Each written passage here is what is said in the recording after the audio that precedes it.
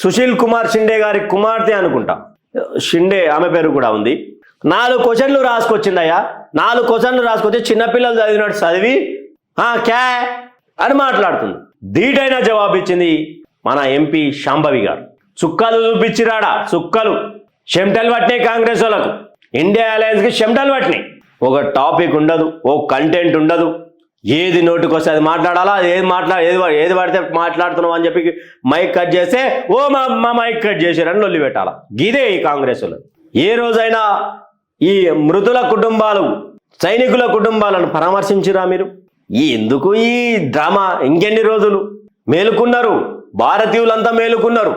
అర్థమవుతా ఉన్నదా రాహుల్ గాంధీ గారు? మీరు భారతీయులంతా మేలుకున్నారు. మీకు పట్టుమని 4 రాష్ట్రాలు 5 రాష్ట్రాల్లో ఉన్నాయి అంతే అధికారంలో. భారతదేశం మొత్తం ఎవరున్నారు?